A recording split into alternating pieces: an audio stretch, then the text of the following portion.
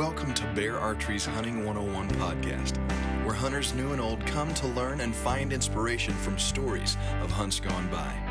Everyone is welcome to enjoy the outdoor way of life, and there is no better time to start than right now. So let's head into the great outdoors with your host, Dylan Ray.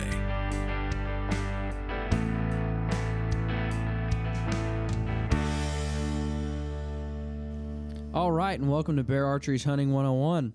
I am joined by two of my friends.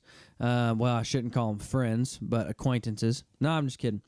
I'm joined by Austin Ledbetter and John Mraz. John, as you'll hear us call him probably. John, and Austin, how are you gentlemen? Doing good. You're a little nervous. A little nervous about what? I'm sitting in front of a microphone, and everything I say is going to be recorded. It's very serious stuff. Every time you get on a microphone, you get in trouble somehow. Yep. Usually when I get on a microphone, I get in trouble with my wife somehow because everything is recorded. Or she just hears it. Now, before we dive in, we're going to talk about, well, you saw the title of the episode, The Deer of an Absolute Lifetime, a deer that John killed. What year was that? 2017. 2017. A deer that John shot in 2017. But before we dive into that story, I do need to give a quick thank you to our friends over at American Hunt. American Hunt is a website that offers Airbnb-style land leasing. You can log on and put where you want to hunt, what you want to hunt, and a bunch of properties will pop up, and you can lease those properties by the day. So for hunters who are traveling through a state and decide they want to hunt one morning, it's the perfect option. Or if you're looking to lease your ground, but you don't want to give up the rights all year long, also a great option to get your land leased. Now, before I jump in, I said we would jump in after that, but before I jump in, Austin, you just got back from Idaho. How was that? If I could put it into one word, that would probably be the sound. I don't even think that's a word.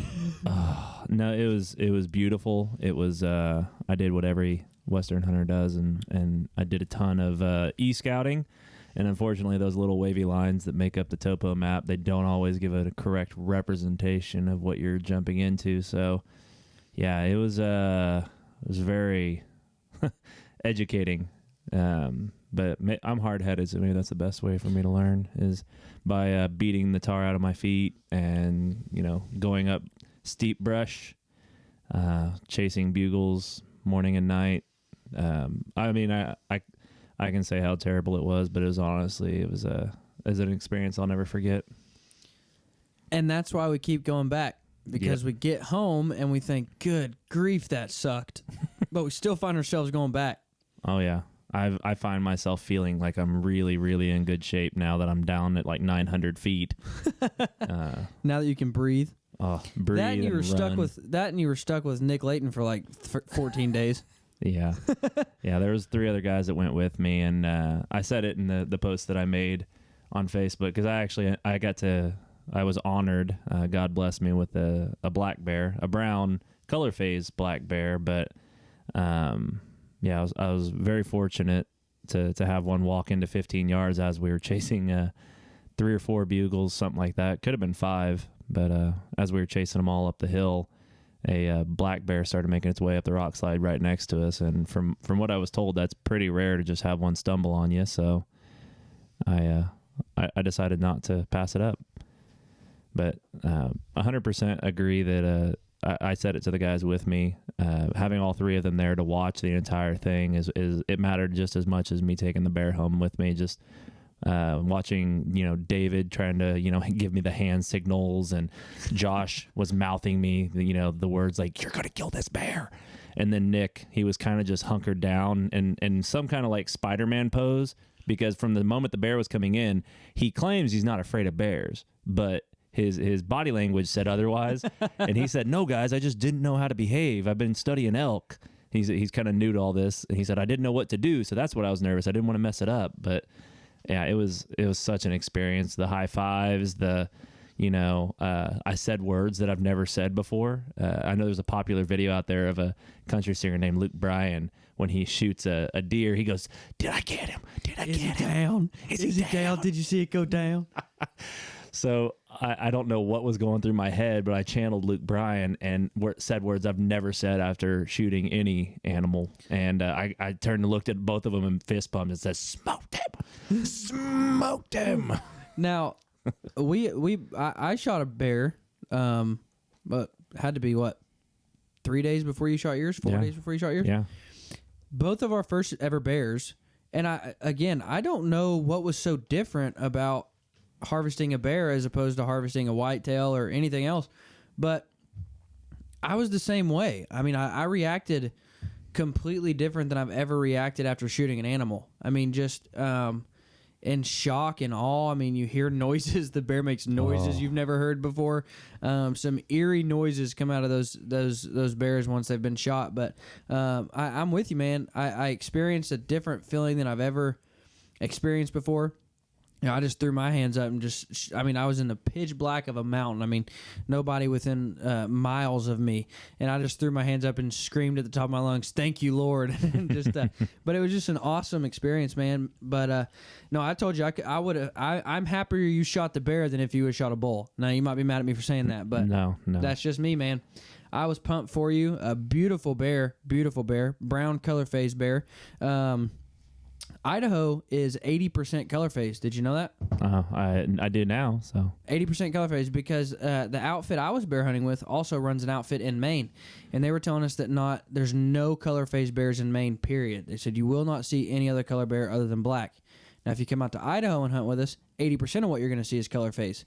Has to do with the amount of rain. What they said, how wet an area is, if it's color phase or not. I don't know why. Don't know how it affects them, but.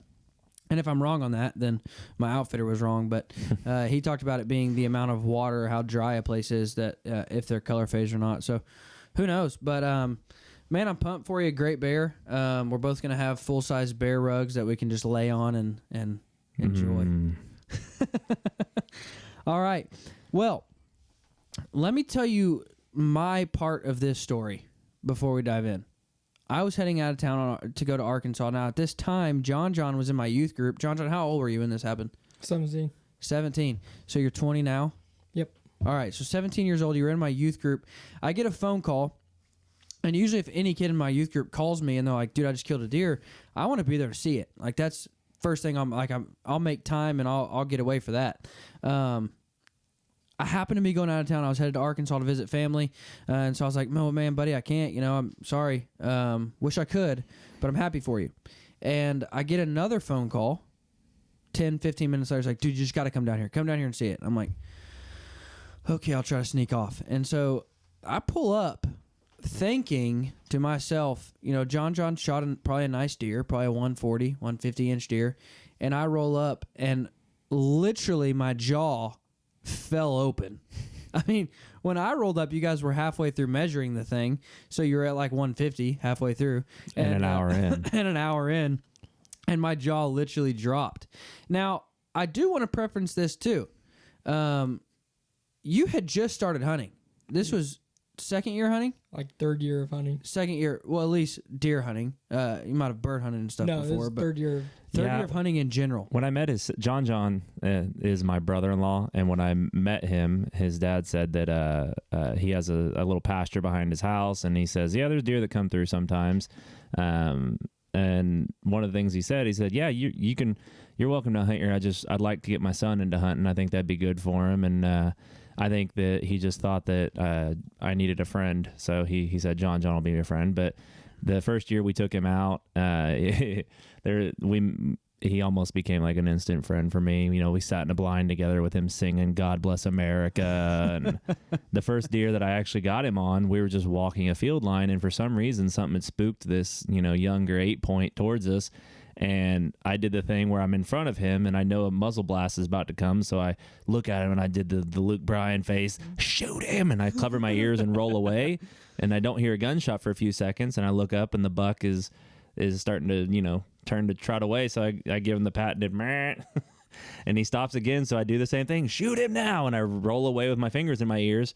And then the buck barrels off after a few seconds, and I look at him, and he goes, "I was shaking too bad." Now, that's the only reason I can say this, because your wife's not going to listen to the podcast. That's the only reason you married her, because her dad had a pasture in Kansas that he gave you rights to hunt. So, no, we've all seen that post of super ugly chick with nasty teeth, and it says when her daddy says she got 400 acres in Kansas, nobody hunts it or whatever, and he's putting a ring on her hand. That was not that Sheridan's ugly, but that was the only reason you married her, and don't lie about it. 100% not ugly. 100% not ugly. This is just in case she does listen. He can get some brownie points. No, all right. So third year hunting, John, walk me through those first 3 years of hunting. Since this is a learning podcast, and we want people to learn, we want people to grow as outdoorsmen and as hunters. What did you learn in those first 3 years of hunting? A lot of stuff. Did you learn your directions? No, I still have not figured it out yet. A lot of stuff, and that's all to Austin. He's been a great teacher. Just a lot of stuff that you'll never forget. The first year of hunting, Austin mentioned it. He got me on a buck and couldn't pull the trigger. I was shaking too bad. And the second year of hunting, of deer hunting, I was in a blind, and a little spike buck popped out on a pile of corn, and I shot him. I love the way that he characterizes the story with zero comedic value. So I'm going to retell that. I'm across town. I'm on the other edge of our little town, outside of town, like we both are, and I get a call, so I answer it doing the whisper thing. Hey, what happened? He said, I shot a big one. I shot it. I think he's big. It was okay. It was a little dark, but I think he's big. So I said, okay, I gave him the patented, hey, did you see him go down? I have these rules for, someone that's new. If you don't see him drop. Did you see him go down? Is he down? But I asked if he saw him go down, and he said no. And I said, okay, we'll wait 30 minutes. And then after 30 minutes, you can get out and go check for blood. So 30 minutes goes by, and I'm out of the stand. I call him and say, hey, did you find blood? He's like, oh, I found him. He didn't just check for blood and then ask me, which, I usually want to know what's in the blood, what's it look like. Like, he had already found the blood and then followed it, probably a few hundred yards down to where the deer was laying. Kudos for him. He tracked his first deer. But that's where the emotion changed so much in those two phone calls. He's like, oh, I can't wait to see him. I think he's good. I think I got him good. And then the second phone call, yeah, I found him. He had shot a four-corn buck, which, hey, it was his first deer, and I was still just as excited for him. My first deer was a doe that weighed like 45 pounds. That was a German Shepherd. And she might as well have been a 300-inch buck, dude. I was thinking, threw my hands up. My dad tackled me in that field. Yeah, I remember Grant was there for my first doe. She was a lot bigger. Tackle you? No. No, but when he called me, the shakiness in his voice was what I remember the best, and that led into deer year number 3, but deer number 2, because I got that same phone call. Yeah. Now before we get into to what you said, year 3, third year of hunting, second deer he would have ever shot. The night before this hunt, you killed a big deer. 2 nights, yeah. 2 nights before this, you shot a big deer. I shot my buck on Thursday night. On that property? Yeah. Was it in that blind? No, it was from the same tree stand. Yeah. We had these 2 deer that were coming through. We named one Big Boy and one Big 10. And from the very start, before we'd even come onto this property, he had told me how badly, I really want to kill something over 200 inches. I hear everybody talk about these guys. That? Yeah. On the way, on the way to the spot, he's in my truck with me with a camera to go put it up, and he tells me how everyone always brags about, I just want to kill a big deer so I can be like them. And we get out there and then set a camera that 1 week later we will have the most patterned deer if I didn't know better, we checked the ears for holes for hang tags. This deer was the most daylight consistent deer for being pre-November activity that I've ever seen. I've got a lot of years of looking at trail cam footage. Now you're talking about the one he shot or the one you shot? Mine was consistently coming in like most mature deer would. It was sporadic, doing those rounds like once every few days to a week he would come in. But that deer had a routine of around 5:30 every afternoon. Like it was at least once a day he was on that camera, and it was just mind blowing how consistently we would see him.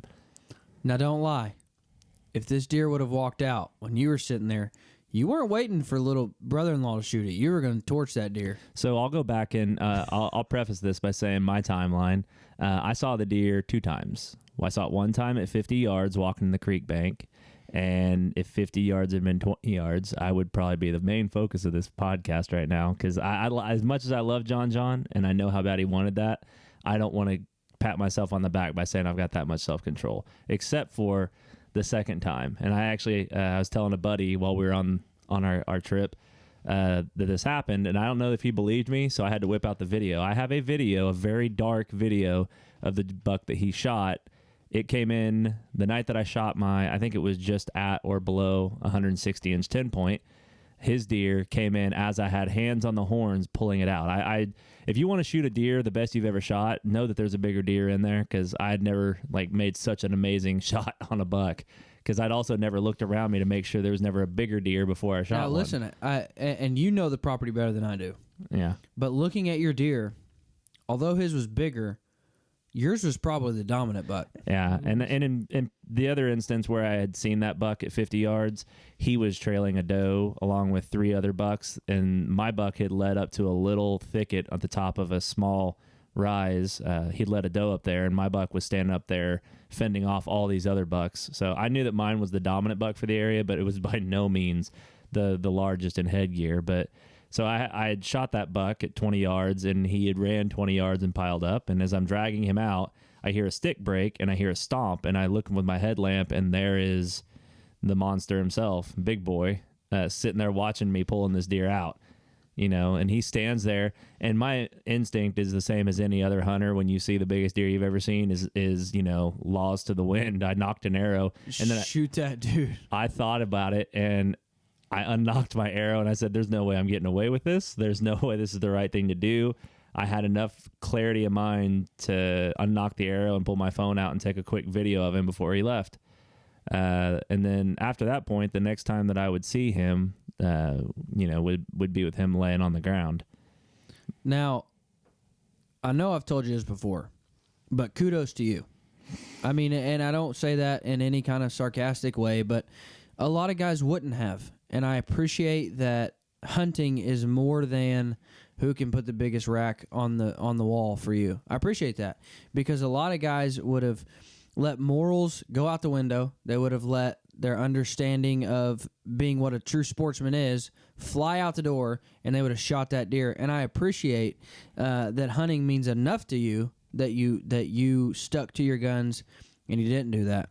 Yeah, and maybe I was just in the right place at the right time. If this had been a place where no one else knew, I don't want to pat myself on the back here. I knew I had a brother-in-law that knew that was there. I'm sure. I mean, the place we were hunting was that deer was known by other people, which was evident by how many people got mad when we harvested him. But not me, but I say we. I didn't fling no arrow or send no bullet. But not patting myself on the back. I in a different situation, maybe I wouldn't have had so much fortitude, but also just for me, I would have felt like it would have been a waste to the deer I just shot, which was still the biggest deer I'd ever shot. Like I didn't shoot a fork horn and just, bite the bullet to fill a tag. I had killed the biggest deer I had ever killed, and it almost just felt greedy to even think about shooting another deer. Now, before I let John dive in and tell the story, you said something there that really got me, that piqued my interest. You said we harvested this deer. Now, of course, John, all the credit goes to John shooting the deer. Absolutely. But as a mentor, that's how we feel. You know, I mean, if our, when Silas shot his first deer, you guys harvested that deer. Yeah. And when my kids harvest their first deer, that'll be a we thing, because I played a vital role in that. Patrick Mahomes didn't win the Super Bowl last year, Andy Reid and all the chief staff and all the trainers and everybody. They all won it. Amen. Even if you didn't pull the trigger, even if you didn't bring the comeback, you still, I mean, you were a part of it. You were an intricate part of it. And that's why I wanted to have you guys on. Not just John to tell the story, but I always preach having a mentor, finding somebody to help you. And I always preach find somebody to get involved with. Find somebody to get involved in the outdoors. Find somebody and you can say, hey, let me teach you how to shoot a rifle. Let me teach you how to shoot a bow. Let me teach you about deer hunting. Let me teach you how to hang a tree stand. Let me teach you all these things. And find somebody that you can get in the woods. And so I appreciate this whole story. I appreciate the whole relationship. I appreciate the whole 3-year cycle of taking a high school kid and making him kill the, what was it, 4th largest deer in Kansas? 7th largest deer in Kansas history. You took a kid who's never hunted before, and then in 3 years you created him into a literal big buck slayer. And so I just appreciate the entire story. I appreciate the entire relationship. So John, you know that 2 nights before, Austin had just shot a big buck. Walk me through this hunt where you shoot this giant. Okay. So actually that morning, I was laying in bed. I was like, I really don't want to go hunting this morning. I was not feeling it at all. We've all been there. Yeah. And so I was like, it was the last day of rifle season too. I was like, I got to get out there. It's the last day. And so I head out there, and it was a pretty quiet morning. And then around 7:30, I was sitting in the tree stand and I heard some branches break. And I was not prepared at all. My gun was in my lap, and I look over, and there was a 2 bucks. One of them that we named Bieber because he was a pretty 6-point. Yeah, he's a young deer with some potential. Yeah, and then behind him was Big Boy, the one that I had the opportunity to kill. And so he's about, at the time, probably 50 yards away, and he was still behind me, so there's no way I could get a shot. So I let him walk up about another 20 yards or so, and at this point he's about 30 yards away, 40 yards away, and so there's a tree right next to the tree in front of the kind of in front of the tree stand, and so I, as careful as possible, I pick up my gun, and I kind of position the gun onto the tree for more stability, and and then we all make that noise to get the deer's attention. And he looks back at me. I used to just start singing Mariah Carey.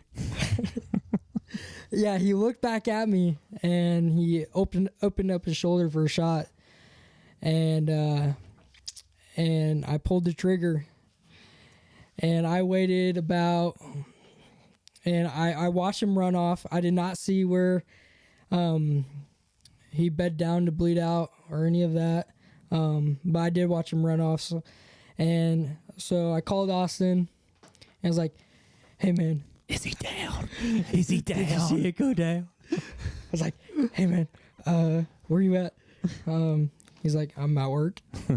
Well, you need to take off, brother. I was on that OT, baby. Yeah. And I was like, I think I just shot Big Boy.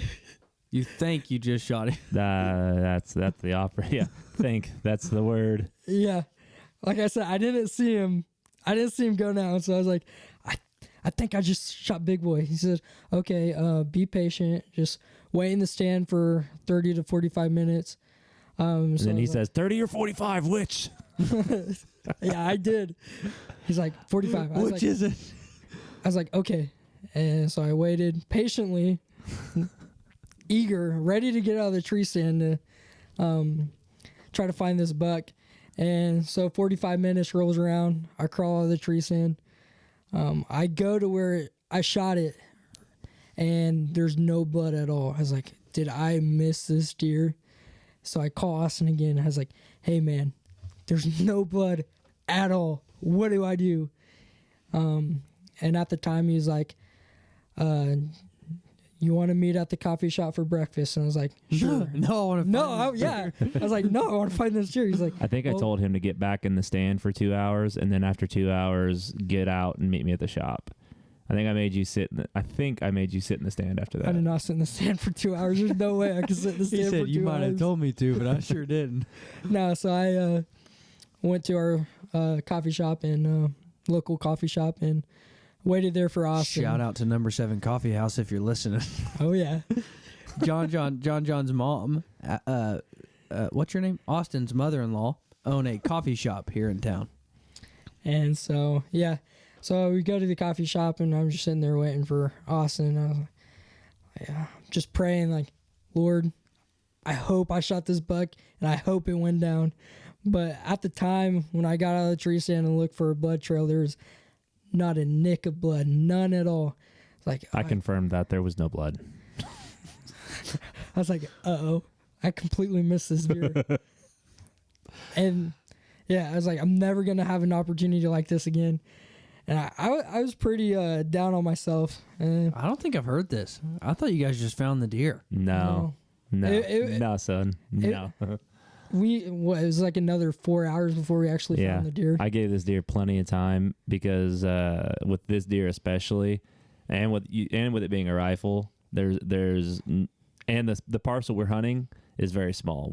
I found out later that we were hunting a small sliver that is between two highly managed areas.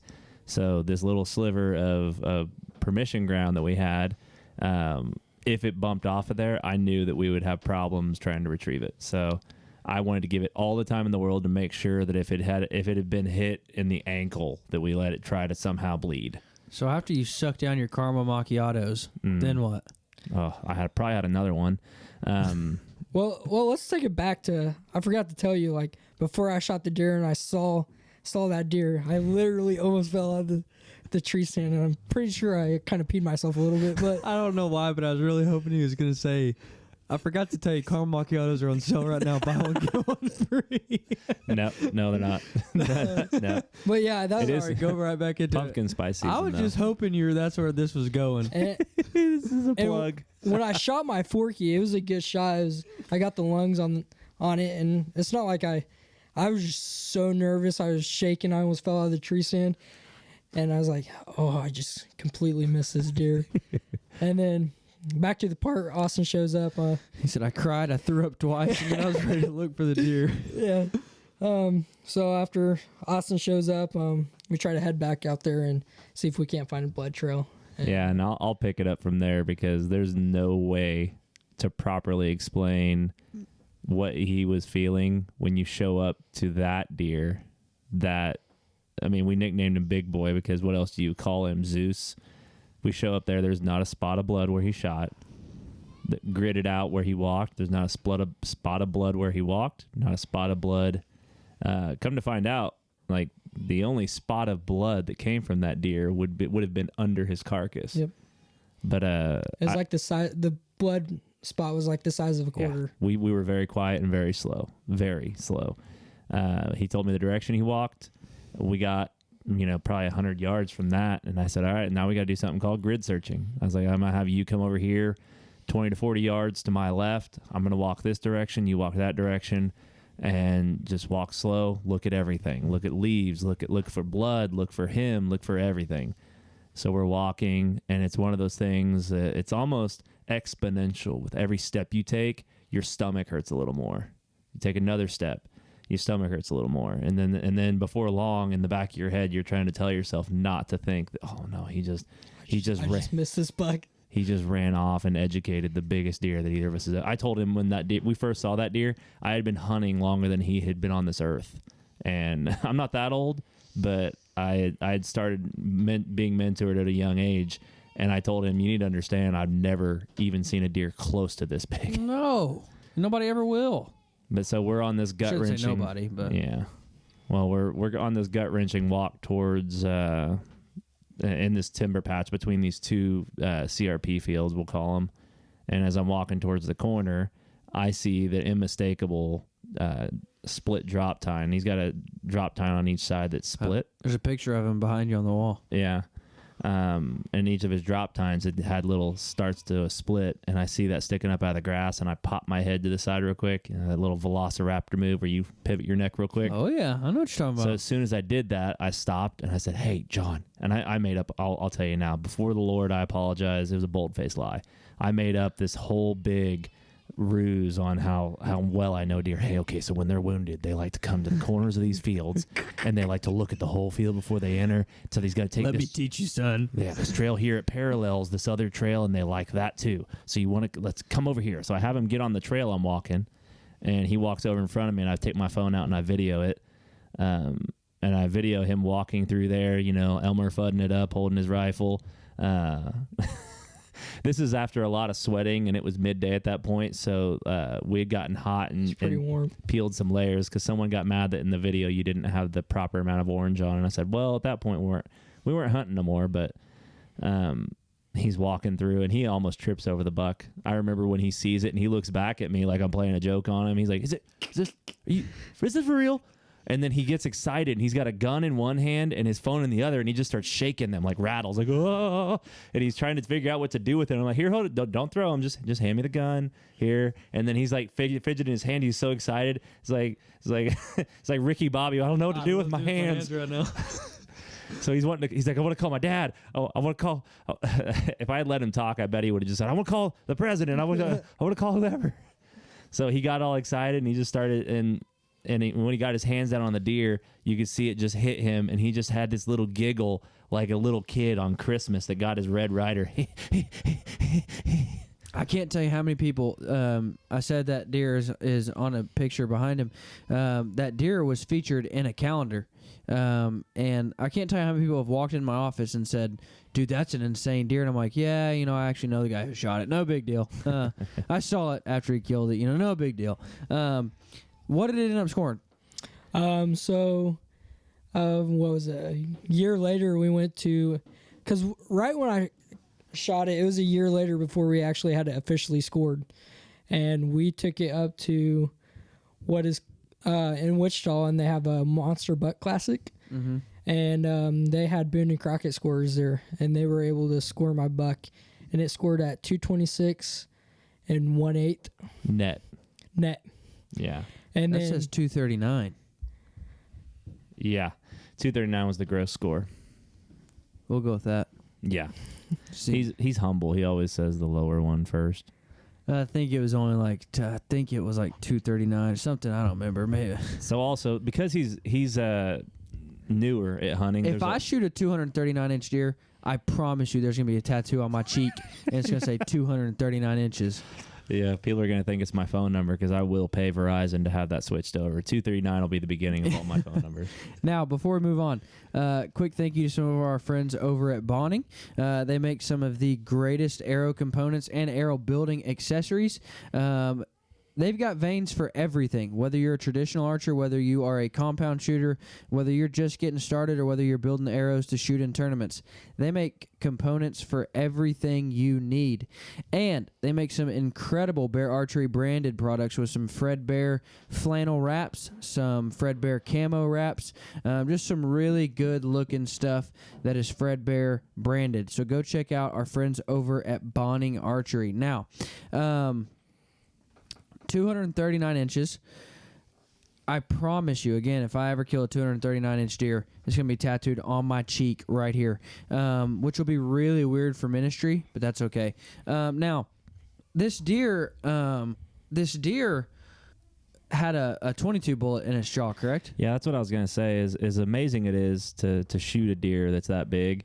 And these are things. There's other characteristics that I know that John wasn't gonna, really go off about. Like, for one, when he told you his stability in his shot, where he thought he'd missed it, he wasn't lying. He was about 2 inches from missing the entirety of the deer. 1 inch. 1 inch. Yeah. Don't make me sound better than I am. So humble, but I got pictures at the processor. I had no idea there's an artery that runs along the sternum, the breastplate of a buck, and he hit it.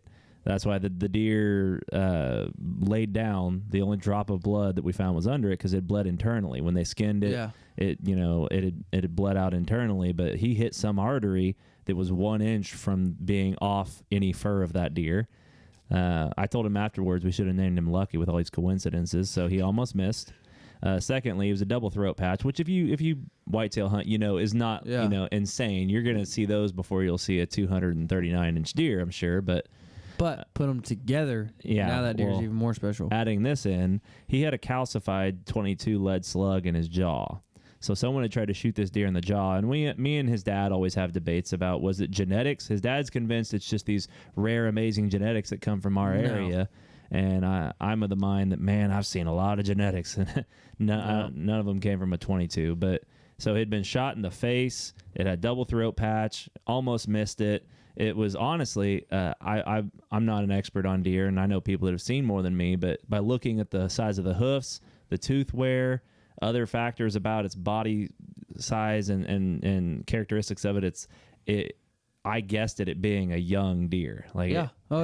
I certainly would have guessed that. Yeah, I was in the age range of 3.5, which to me is just mind blowing.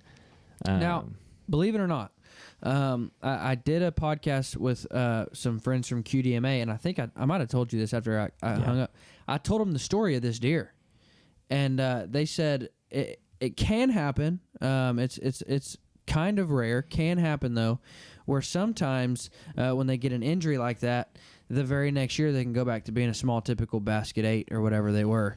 Kind of rare, but that deer very well could have made it through the season, dropped his antlers, came back the very next year as being a typical basket 140-inch 8. Yeah. And if you take away all the points, it was smaller than the deer Austin killed 48 hours before that. Oh, yeah. Yeah, the body mass and things like that were, and the antler mass as well. For all the crazy points and stuff it had, there was not a ton. There was no mass, yeah. Yeah, it just had tons and tons and tons of points. And also... 26. Yeah, and if you also look at the behavior of it, and I know hoof size is not always indicative, and all these other things that I looked at, tooth wear can vary by region. I've spent a lot of Googling on all these topics, but even his behavior being so patterned is for someone that hunts. It was a young deer. Yeah. Which even more so just makes it so insane, and also the fact that he wasn't, especially for you to have seen it. Yeah. I mean, you don't see an 8-year-old buck 3 times in a year. I mean, you just don't. You don't see a big mature buck 3 times, especially after you just. Did you shoot yours with a bow or rifle?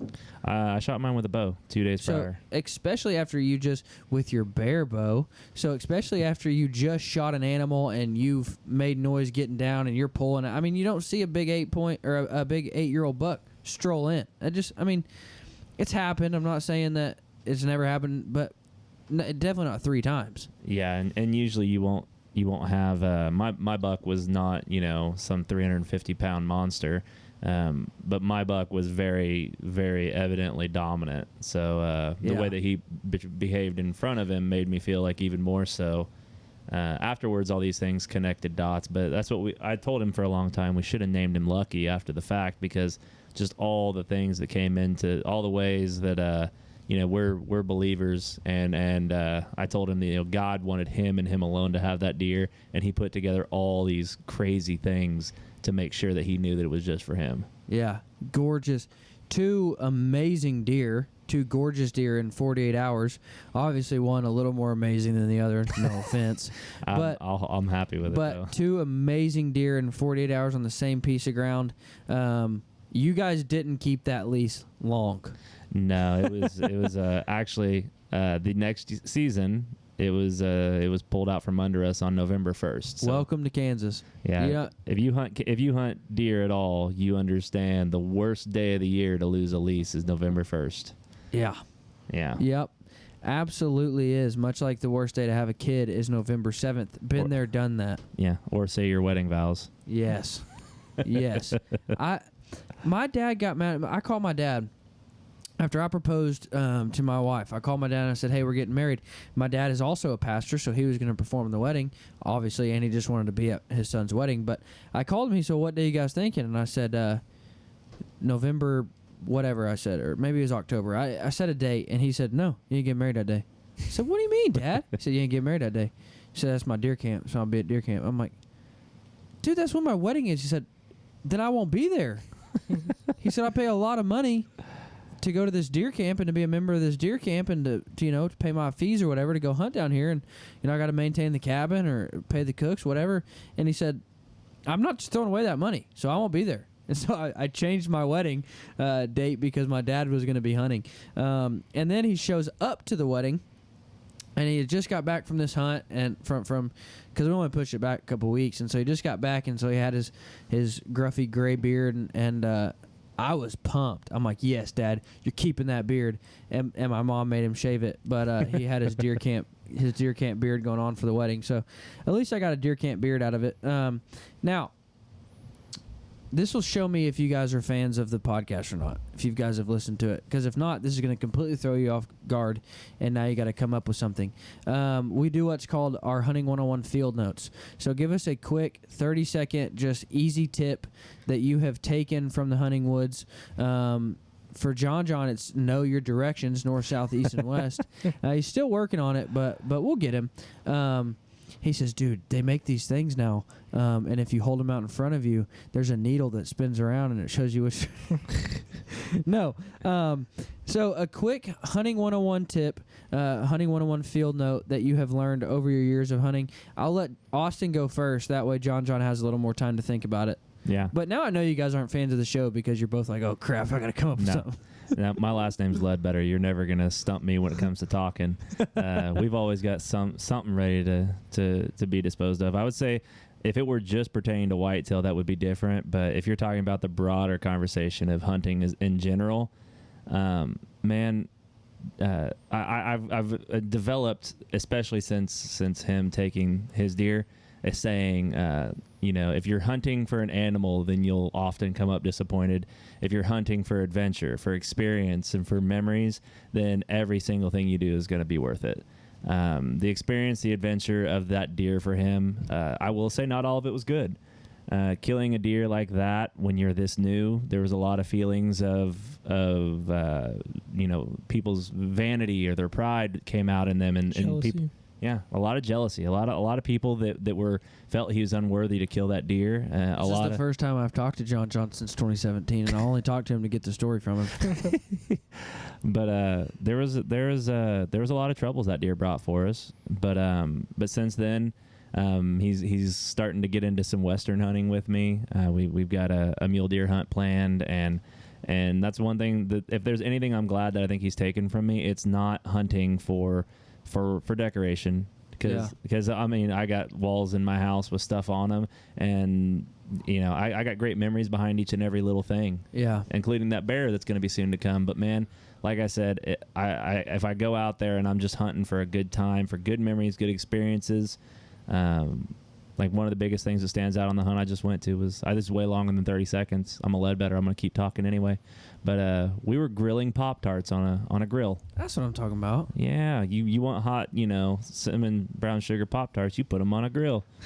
But see, those are the kind of things that stand out to me just as much, that my buddies being there with me when I zipped that arrow through, me being there when John recovered his deer, because of how like all the things of cleaning it and showing it to people, the holes it poked in my bed cover because of the stinking rack stuck out of my bed.